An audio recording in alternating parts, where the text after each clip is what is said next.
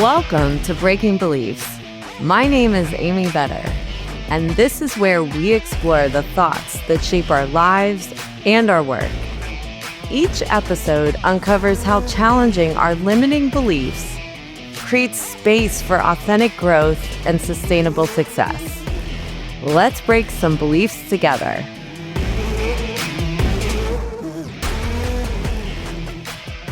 Welcome to this episode of Breaking Beliefs, where I interview Alicia Gelinas. She first joined the Colorado CPA Society as a student member while attending University of Denver in accounting. After years of volunteering at the society, she stepped into the role of Chief Financial Officer and Executive Director of the Colorado CPA Educational Foundation for 5 years. Alicia now serves as the Society's third president and CEO, where she daily demonstrates her passion for the accounting profession and leads the organization as it carries out the Colorado CPA mission to help people thrive personally and professionally through service and connection. Alicia's professional background includes stints in public accounting, adjunct teaching, consulting, and coaching. This Midwest native enjoys spending time camping, boating, and traveling with her husband and their dog, Allie. During this episode of Breaking Beliefs, we discuss her career journey from childhood to becoming a CPA and later transitioning to leadership roles in various organizations. We also explore her personal experiences, family background, and her fostering of children while highlighting the influence of her parents and mentors throughout her life. We discuss her insights on money management, community involvement, and the importance of professional organizations in personal and professional growth. You are in for a treat listening to Alicia's story. I am so excited to be able to share this with you, and I appreciate Alicia being so vulnerable and transparent during this story of just talking about her family background and how it's led to the lessons that she now has in leadership and family. I hope that you will share this with a colleague or someone that just needs to hear this today. I think there's so many lessons for someone to hear that might just impact them or just know that they're not alone. Welcome to this episode of Breaking Beliefs. I'm here with Alicia Gelinas. She is with the Colorado CPA Society. And Alicia, do you want to give a little background on yourself before we get started? Yes, thank you, Amy, for having me here. It really is a pleasure. I am Alicia Gelinas, and I'm the CEO of the Colorado Society of CPAs. I am a CPA myself, and so that's a really big part of who I am, my identity, and one of the things that I'm most proud of. I actually decided that this would be the path for me when I was 9 years old. So I'm one of those unique unicorns.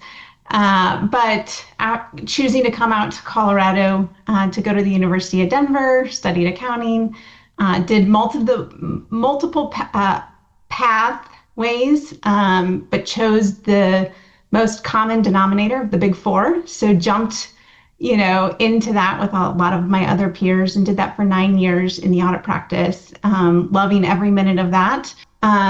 And then decided to jump out of that big pond and try and find some smaller ponds that I could swim in.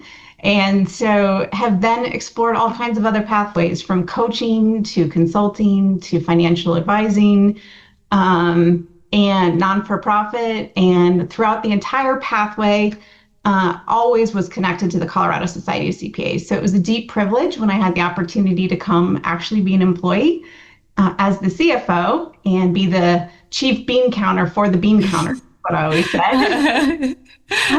And then it truly was an honor when I got the opportunity to step into the role of CEO and not just use numbers, but really use my voice to advocate for CPAs across our state. That's awesome. Well, so glad to have you here and can't wait to learn a little bit more about this path. So maybe you can start off by telling us where you grew up and what your parents did for a living. Yeah, so I was born in Iowa, mostly Midwest, moved around a little bit in my early childhood, and it really was some of the early childhood experiences that exposed me to just how important accounting is to making a thriving life. And that's really what has been my compass ever since, is how do you thrive in the life of change and volatility and things that happen outside of you. And So growing up in the Midwest, moved to Nebraska, and that's where I did most of my high school years. And so got to enjoy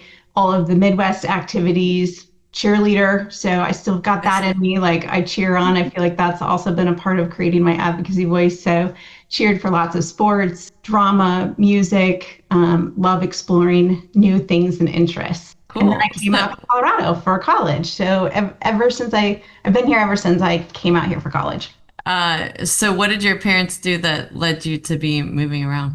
Yeah, actually, so I had the experience of losing both my parents when I was young. Oh, So wow. my dad was a farmer and he was also a PhD teaching economics. So I got to see a really wide range of what it looks like to work with your hands, be hands-on work, and then how you use your mind to activate things like, a PhD in economics, and he would teach college at night. So, and then my mom played in the world of floral arrangements and teaching, and spent some time with me at home before I had the experience of losing them. So I went through a lot of change, but had the fortunate experience of being adopted by a family member who served as a CEO of a non-for-profit.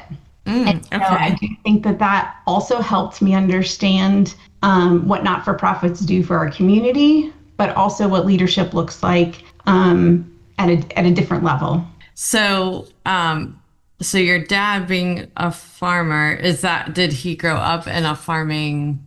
Yes, our family history was like deeply rooted in farm life in Iowa. So the family farm, and that was part of our kind of family tradition. Uniquely, both my fathers were twins, and both of them became farmers, and both had their PhDs and took different pathways. So we still enjoy going to the family farm that I grew up in Nebraska in the summer or holidays, and just enjoying farm life. And so why did he decide to get his PhD? Learning has been something deeply rooted in our family. So to the extent that you can learn more, do more, it's just one of our core values. And even, my father was challenged in the academic arena. It was always like, adjust to your limits, but your limits are never put on you by anybody else. And so they went all the way and wanted to take the business aspect to farming. And I think they did that really well in the academics. And then once you learn something, give it back and teach. And so those were some of the core values in our family, and that I think I have picked up from them. Yeah.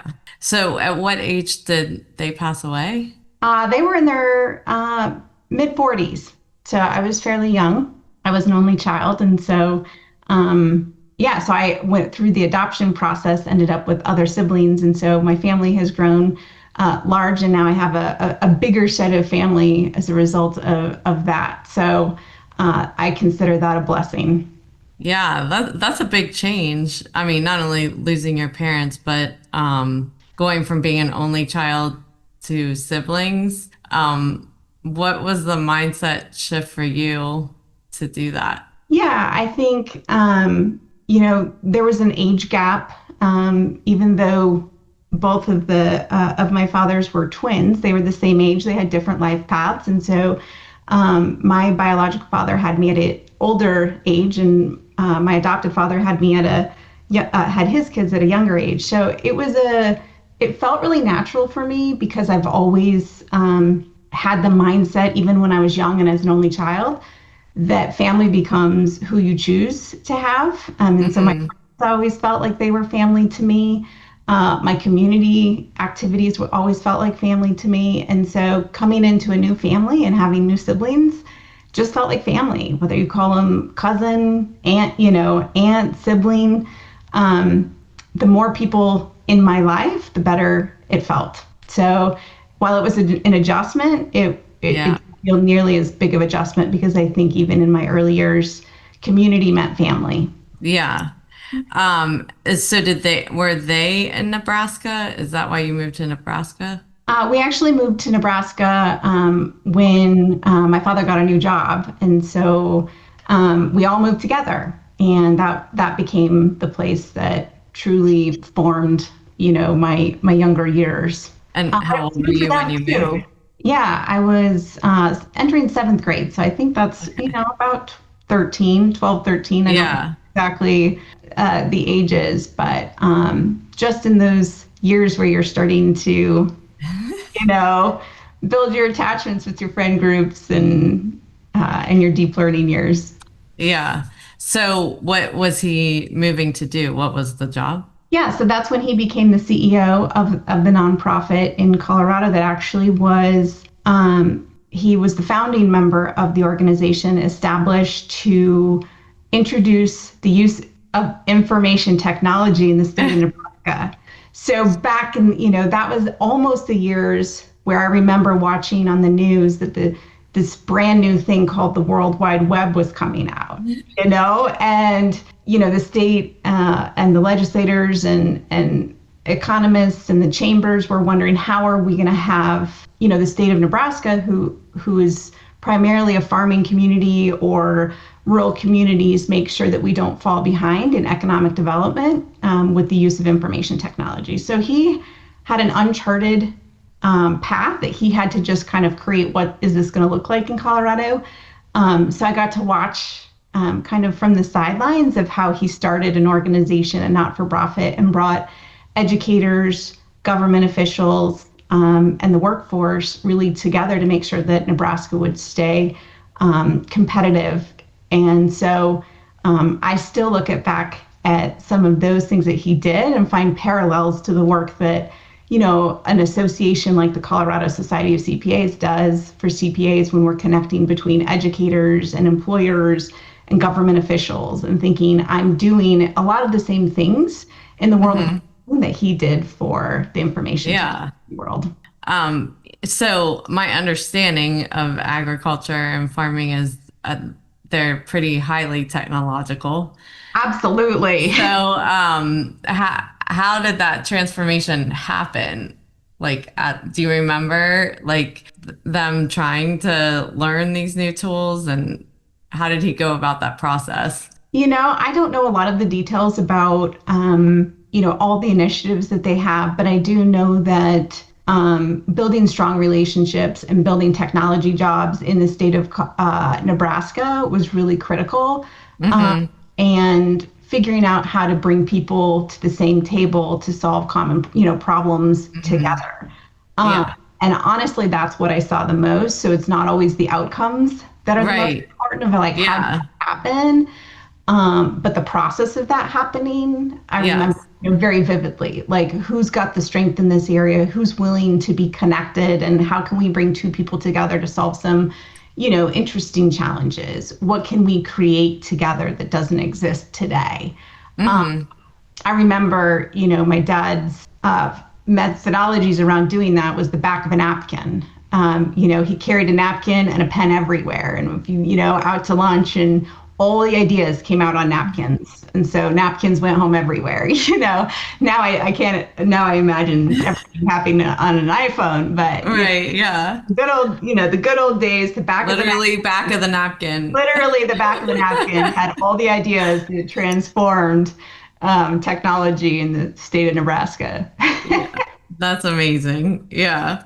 And we're kind of in that same state with AI Oh, today, yes. of trying to figure out how it all works with the workforce and government and all the tax regulation and so forth. Yes. Sometimes what's old is new again, right? Yeah. Need to take out some of those napkins. Exactly. Just take out the napkin. Let's just get back face to face, have some lunches, pull out the Yeah. napkin, and get some Yeah. rolling. Solve. Yeah. So, and then so your adoptive mom, like, how did she take on that role for you? Because that's a big shoes to fill, right? Huge. And honestly, if I were to think back to the most influential person in my life, it's definitely her. Wow.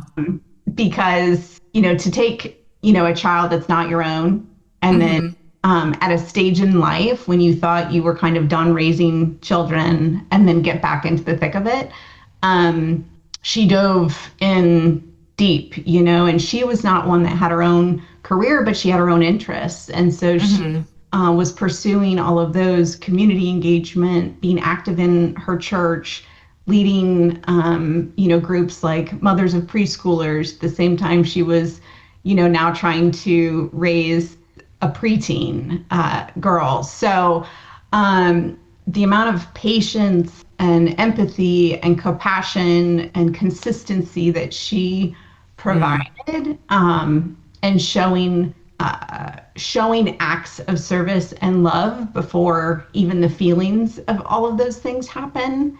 And then to watch how those developed, over time. Yeah. Taught me a lot. And I think just in the woman I want to be. Yeah. That even if I have a career, like, how do I lead from my heart? How do I act before I feel? You can't always wait for the feeling to come before you do, an act. Sometimes you have to act, and then the feeling comes as a result of the action. And so just witnessing that, and the faith that she had in me before I had it in myself, and the faith she had in herself that she could do this again, was really beautiful. So can you think of an example when she had to show patience and empathy, where she demonstrated that for you, of where she kind of turned something around for you, or where there was this moment of I get her, and she's not a replacement for my mom, but she is my mom.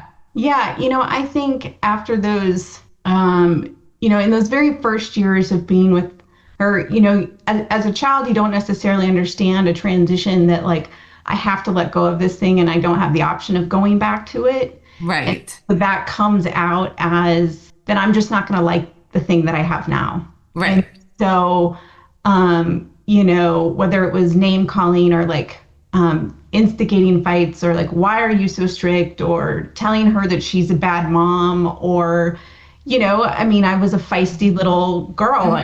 Yeah. The fire was in me then, the fire's in me now. So yeah. saying words. And I remember, even just the way that she would speak to me never really, she would say, I understand you're angry and you can be angry. I'm not going to yell at you. And just really just showing and then still coming back and, are you ready for some ice cream now? And okay, I just called you all these names, and you're still going to give me ice cream, even just like that, or, going to pick out an outfit, and I'm, you're an adolescent girl going through changes, and just being there and being really compassionate about all the changes and trying to help, pick out an outfit that made me feel good. And it's little acts of compassion. And I remember those moments, or sitting down with the consistency of reading a book every night, or doing things where I'm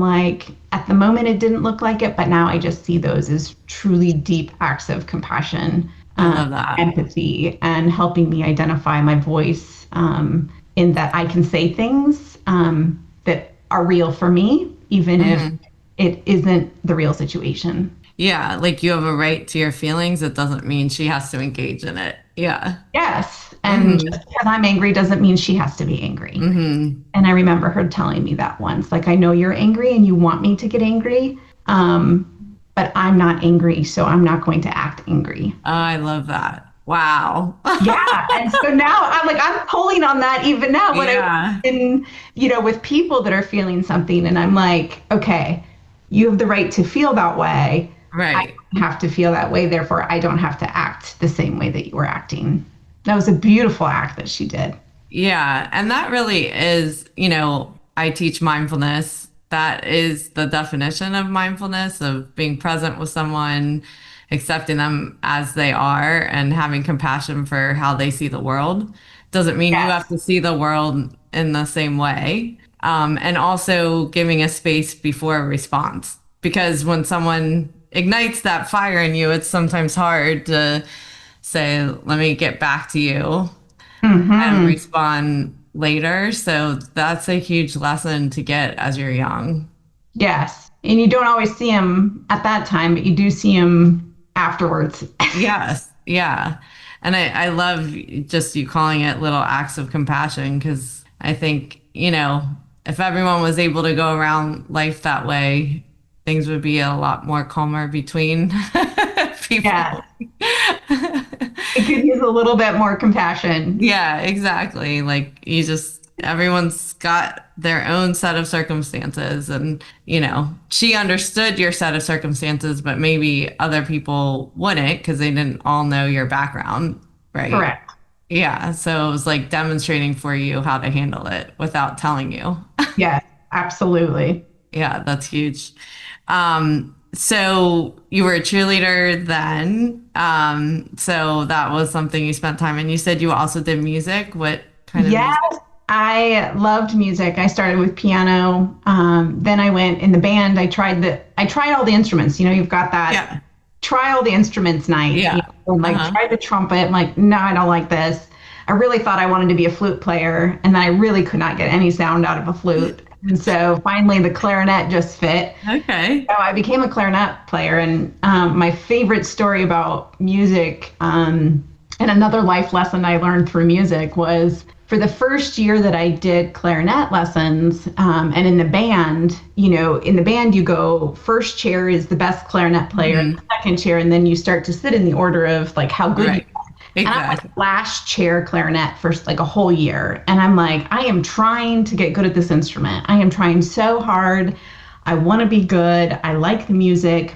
And I would just always squeak. Like my clarinet would just squeak. So they were like, okay, don't play all the notes. Maybe put in on this note. And finally, it was my second year. I had a private lesson. I was sitting with my band teacher, and he went to show me, like, let me take your clarinet and let me play, and so that you can see me doing it. And he did it, and the clarinet squeaked. And he's like, I think what's wrong with your clarinet. And no joking, I had gotten a broken clarinet, and for Oh a whole no. year, I was practicing over and over and over and not Oh. hearing good sounds. I got a new clarinet and I moved to second chair because I actually did know how to play the clarinet. Right. Oh my gosh. So That is horrible. I often like will think of that sometimes when I'm like, I can be good at something and it still doesn't look like it. Right. Just because the tool is broken. Yeah. And, sometimes you just got to change out the tool. Right.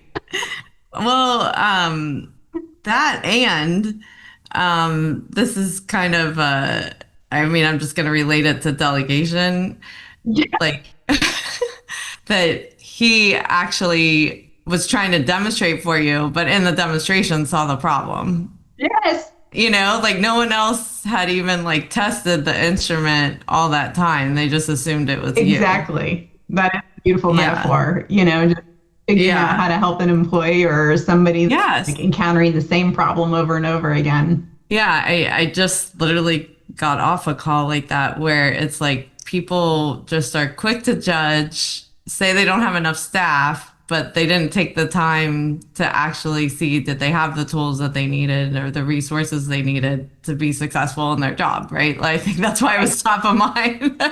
Yes. Yeah. So given the opportunity and that practice still helps, even when Yes.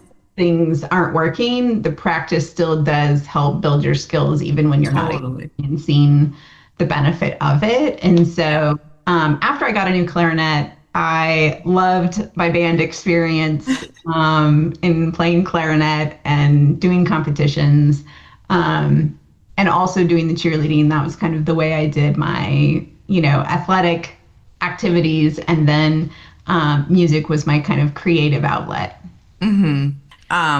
So you said you wanted to be a CPA when you were 9. Where did that come from? Yeah. A lot of that really came from all of those, that transition that I went through in my childhood. And, I think my dad was a farmer in the 80s, and were some of the hardest years of farming. And I watched, what it was like in a community when there was struggle with money. And then what happens through transition in my own life. And I could see from the outside that like money can either create additional stress or it can bring you freedom through stress. And so I wasn't quite sure how I would be involved with the management of money. But I started exploring careers, and actually, my adopted sister was at the time looking for jobs, and that's when jobs were in the classified ads and, the actual newspaper that you got on the step, not just online job boards. Exactly. And so she was looking for some, accounts payable jobs or jobs that were accounting related. And when you open up the classifieds ads, accounting is always at the top because it starts with A. And so I started reading, and she was having me circle things.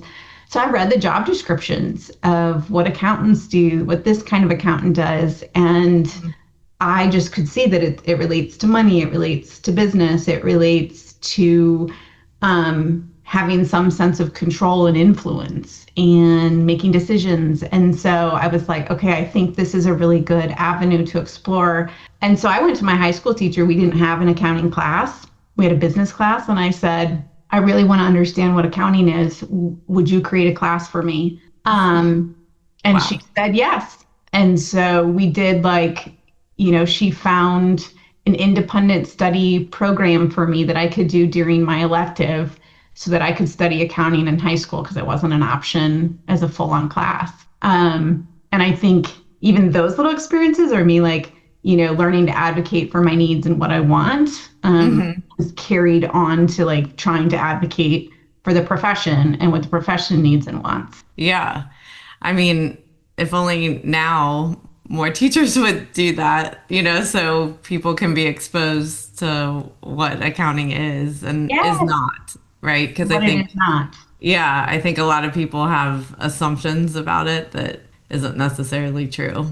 Yeah. And while it was, it was basic bookkeeping in high school, it was definitely learning, the debits, the credits, you're learning to understand a balance, business transactions, learning about invoices. So I really value what that teacher did for me in creating something that had an interest for me early on, that helped me build the foundation for the career path I would choose. So you went into college to do accounting? Yes, I specifically looked for colleges that had good accounting programs, and so was seeking out only accounting programs, and that's what led me to the University of Denver. And I learned probably mid-high school what a CPA was. I didn't exactly know what a certified,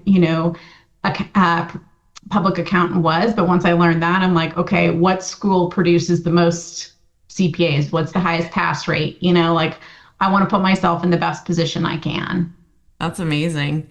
So, and then you worked in what part of public accounting? Were you an auditor? I did audit. Okay. Yeah. I did audit. I loved my tax class too, but the audit world just sounded more fun to me. Yeah. The variety, being on a client site, working with a whole team of people, always been very social. And so I wanted that kind of exposure. Yeah. And then you met your husband in college or later on? I met him later on. We met. Okay. Where'd you meet him? Mid 30s. Through one of my career transitions after I had left public accounting. I was actually helping a family, a friend of mine who's needed some help in her business that she had inherited. And so I was helping them. It was a construction company. And so got in there, was trying to do the books. And through that organization or through that company, they knew people, and so I met my husband actually at a trivia night at the bar, through those, just trying to bond with those people in that company. And didn't think that we would hit it off right away. So I was like, this, not quite sure about this. But he showed definite persistence and character. And I'm like, okay, I think this is good. And so we started dating and got married 2 years later. So if I think back to what the biggest thing that a career transition did for me, it was to introduce me to my husband and change my life. That's awesome. So you starting a family and having this big career, what were you going back to in your childhood, or maybe what you were setting out to do with it yourself, having gone through two different families growing up? Yeah. I think the beautiful thing that connected my husband and I is that his family doesn't look traditional either, in a very different way. And so we connected on that, in that if we were going to be partners in life and try and create family, that knowing that we were trying to start a family later, and that we were also more established in what we wanted in our careers and what we wanted out of life. Family might not look like it does for everybody else. And so we were open to so many more ideas because of what we both experienced. And so I really loved that about my husband, and still do.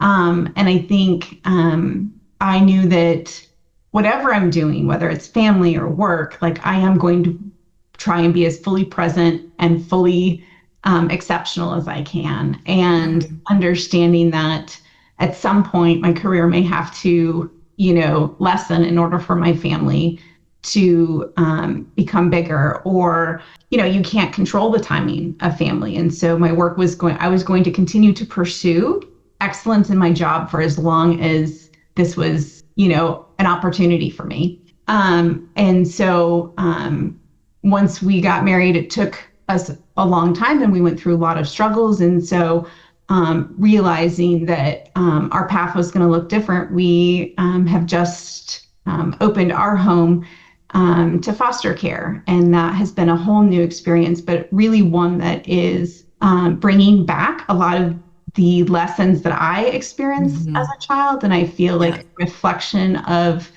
preparation that maybe others may not have, that kind of compassion for what it's like to have your life completely flipped upside down, for you to not have a sense of control. And so now I am bringing that and my husband to real life experience now as being a parent through the foster care system. That's amazing. And so how do you prepare yourself with foster care? Because, with the bonding process of, bringing children in, but knowing that they may go back to their origin family, or that's the goal, right? Right. So how do you prepare yourself emotionally for that?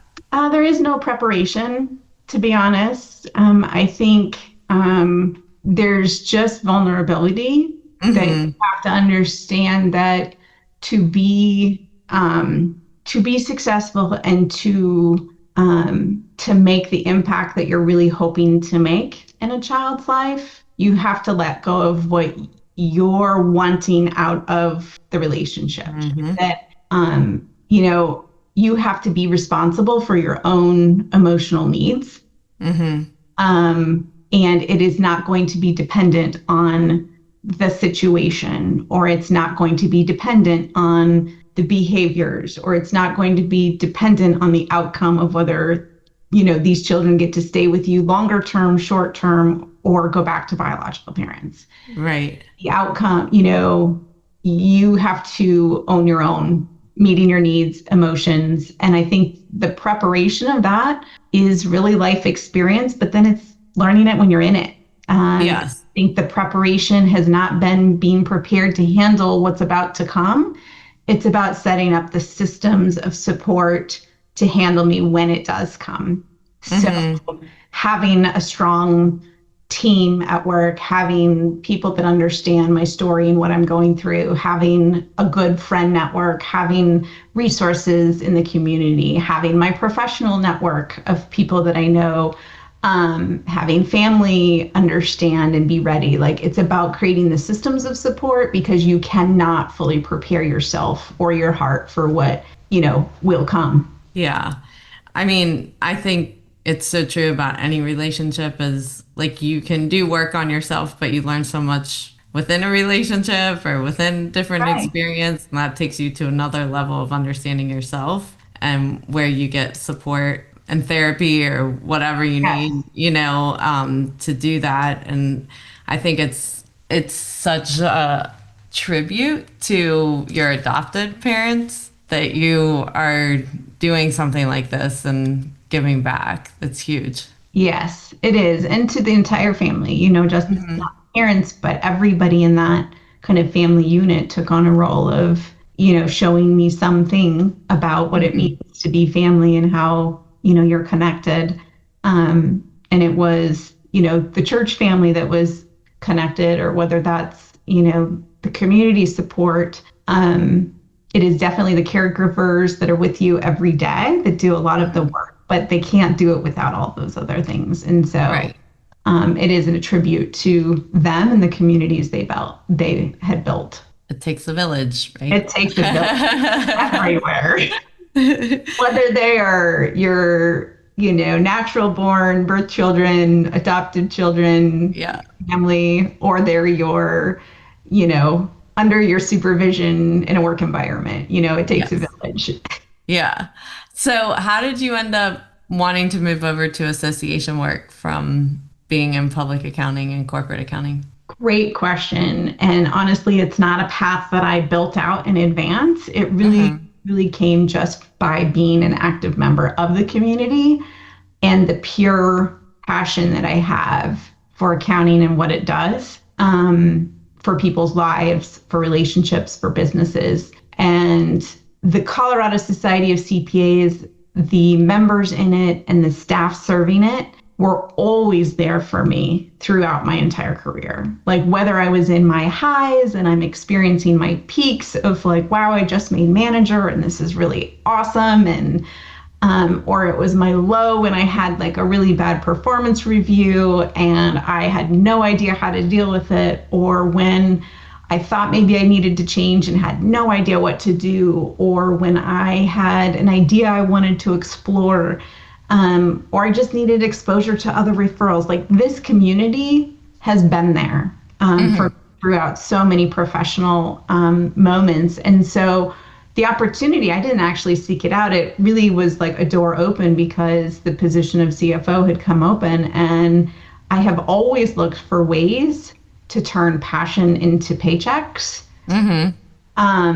In every role that I had, whether that was working for another nonprofit or helping a friend's business, it always came from a place of heart, whatever path I explored. And so when the opportunity came, I just walked through the door. It wasn't something I was seeking. But because I was connected to the community, I knew about the opportunity. So Right. Yeah.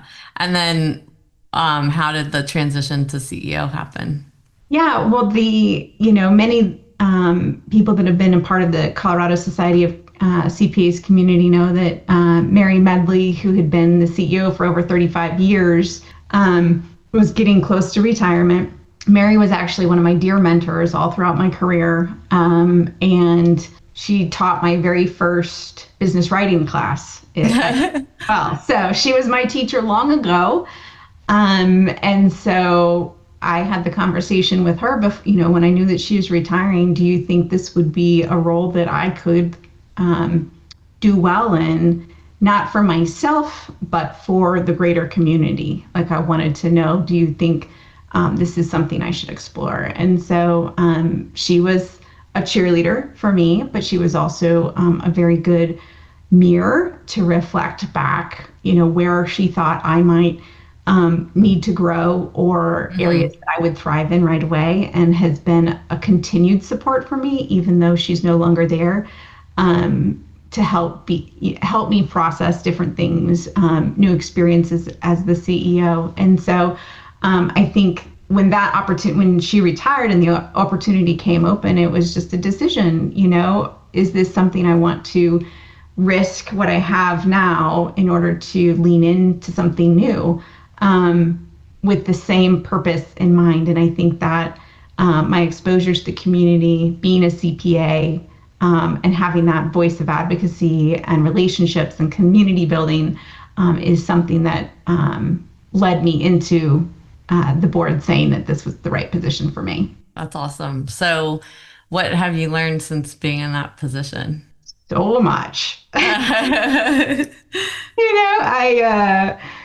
Just like probably parenthood, there's nothing that can truly prepare you for certain roles until you're in them, and then you just learn. I have learned so much. I think I really didn't understand the word advocacy like I do now, and what that means to have an advocate, to be an advocate. I have learned kind of the importance and power of different types of communication that, I think as a CPA, typically like just facts should just show you the answer, but there's so much more to the psychology of people and change that is required in a position like this, in a community like this. So I have been challenged in so many different ways. And to be the kind of navigator of like when there is more, always more that can be done, and what distilling down what really can be done or should be done right now.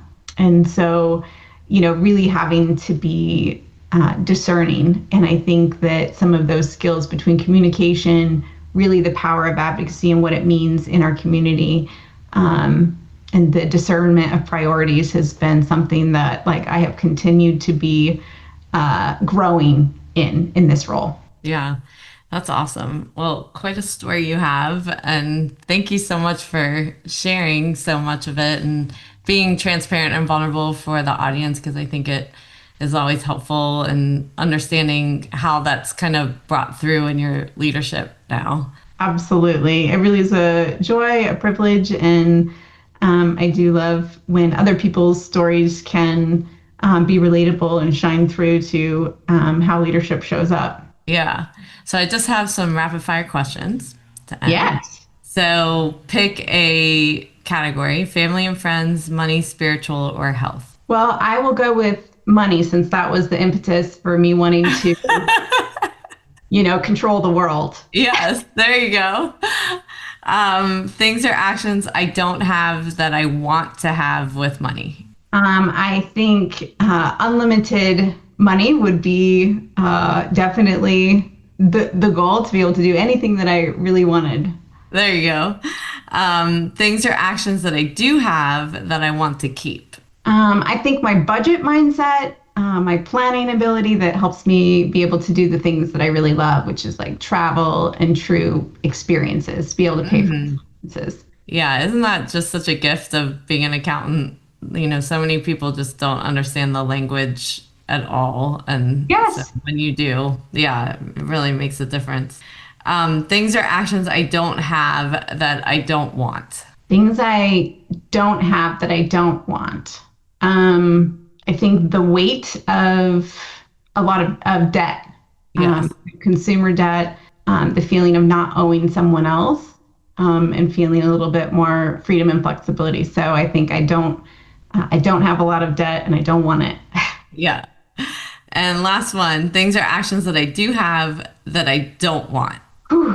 I would say a little bit of my conservative saver mentality sometimes keeps me from fully enjoying the fruits of my own labor. And so a little bit of my conservatism holds me back from fully enjoying benefits of money. Yeah. Well, I had a background where we lost things, but I think you saw your father struggle with money, your biological father. So like when you see that, when you feel that, it makes it hard to turn around. It's like, no, I've actually gotten past that point. Right.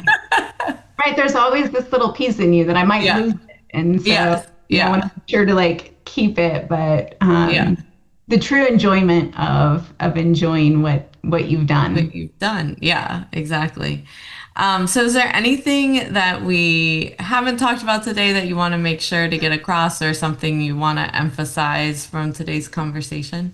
I would definitely say my encouragement, community is a really big part. That's why I lead, an organization like the Colorado Society of CPAs. So, not being afraid to just step into a community, explore something. I know you're coming to speak at our Peak conference. Very excited. Which is so exciting. And those kinds of conferences are a wonderful way to just step into community, and every community is built by just sometimes one step forward. And so we're excited to have you, and I encourage everyone to make sure that you're well supported so that you can truly thrive. Yeah, I love it.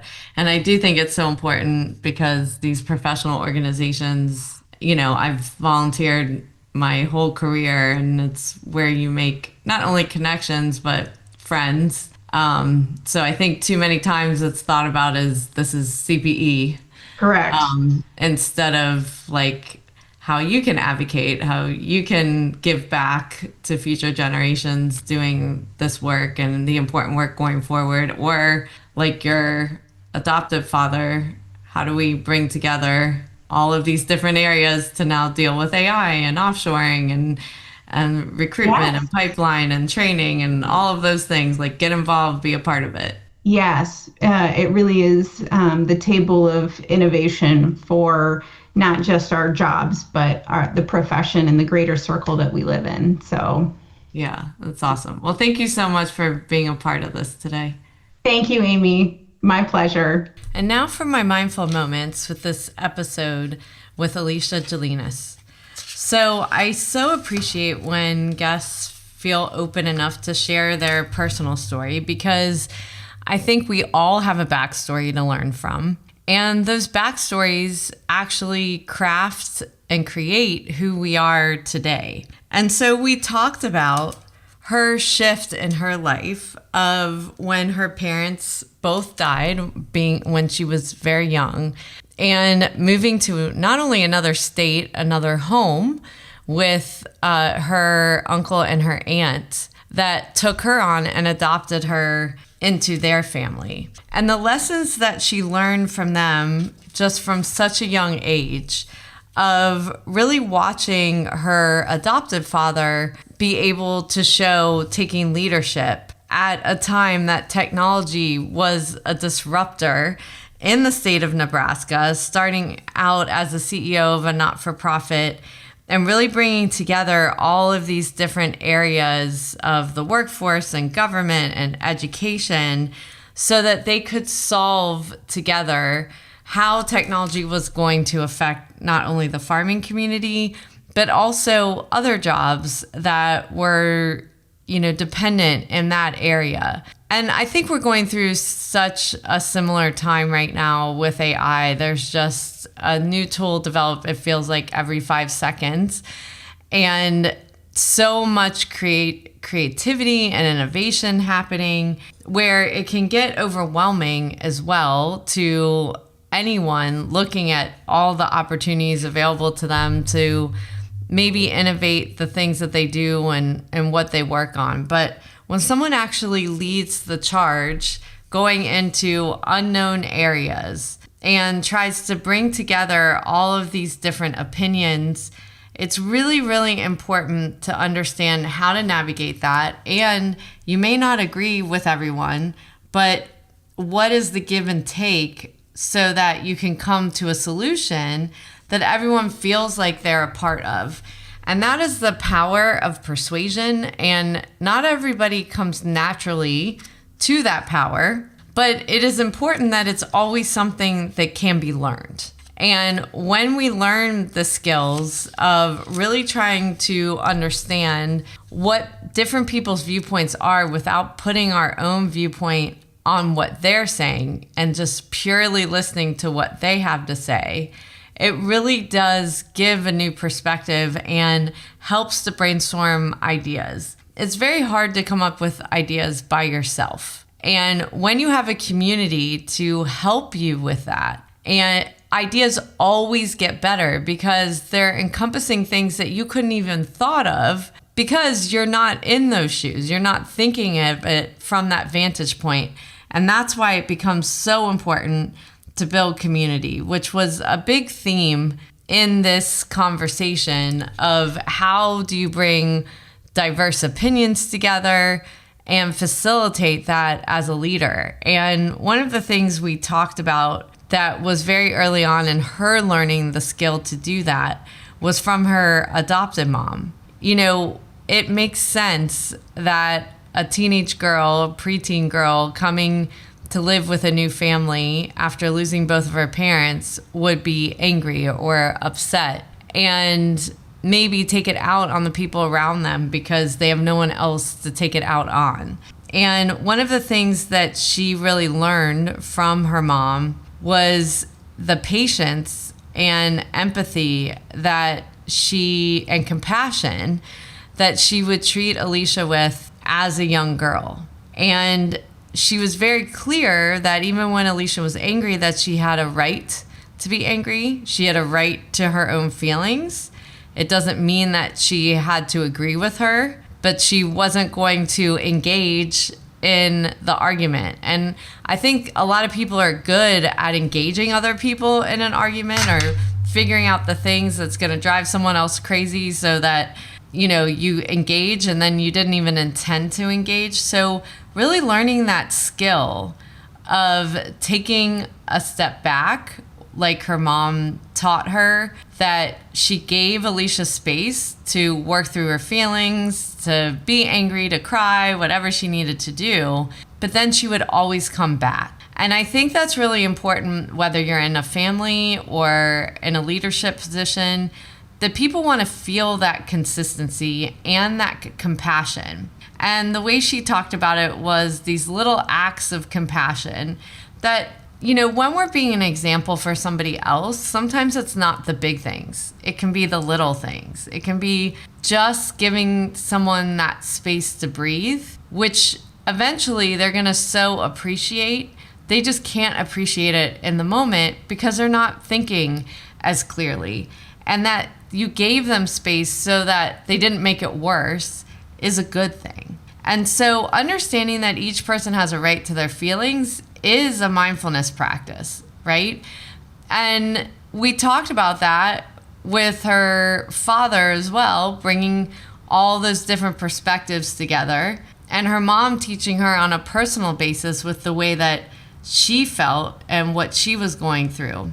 And so how we make sure that these lessons carry through is that we do one little shift at a time till it becomes where we can embody it. Whenever we want to shift something, and especially if it doesn't come naturally to us, it's one of those things where it can just not feel right, so we give up on it. Instead of having in our mind, this is how we want to feel, this is what we want to think, we might not feel or think that right now. But if we make little shifts over time and we start embodying it, it starts becoming more natural because we're repeating the behavior. And then as we look back, we're like, wow, I can't believe I've come so far. But you don't even notice it in the moment because the work is hard. To change ourselves is hard. And when we talk about changing organizations, onboarding technology, doing all of these new things that we're talking about in business, all of those things take little steps at a time. People are going to get upset. People are going to get frustrated. And you have to give them space to feel that way, but not in a condescending way. Utilizing your empathy and compassion for them, but not pitting them. And so once we utilize those skills, then we can show up better as a leader, as a partner, in our personal life as well. And I just love that she's taken this all the way through to the current day where she is now fostering children because that was something that was so important to her. And having been in their shoes, she better understands how it feels to be them, to have compassion for them, but also to realize that any emotions that she has, she needs to be supported by a community too. And that led us into the importance of communities and how many communities we have, whether that be in family, that be in business, that be in the associations that we're a part of and that we network with. Those people become our friends. It's not always about CPE or something we're going to gain. It's about the relationships that we create and the give back. And when we truly give back and are able to appreciate the successes and all that we have been able to overcome in our life and actually show people that it is possible and they don't have to hold themselves back and they can overcome, that is when we really feel in our bodies that energy of purpose. And so I hope all of you enjoyed this interview. I know I did. I so appreciate Alicia sharing her story. And I'm very excited to go out to Colorado in November and be their keynote speaker for their Peak conference happening in November. So if you want information on that, definitely look that up under Colorado CPA Society. It's a very exciting new conference that they're offering, and I'm so honored that they're having me a part of it. Please share, like, and give this to someone that this could be helpful to them too. Give them the hope that they need and the purpose that they're looking for. And make sure to just remember that our energy is contagious. And so being intentional on how we show up is contagious with the people around us. Thank you for taking the time out of your day to listen to the Breaking Beliefs podcast. I hope you will take a moment to pause before entering back into your day to reflect on this podcast and note 1 to 2 actions you are inspired to do from today's conversation that you could incorporate into your life. To read the full blog and listen back to this episode or any other, you can find them at www.amyvetter.com/Breaking Beliefs podcast and related videos on my YouTube channel. For daily inspiration, follow me on Instagram, Twitter, Facebook, and LinkedIn at Amy Vetter CPA. I hope that you will choose to like this and subscribe to this podcast on iTunes, Spotify, and more so that you can join us for more inspiration on our next episode.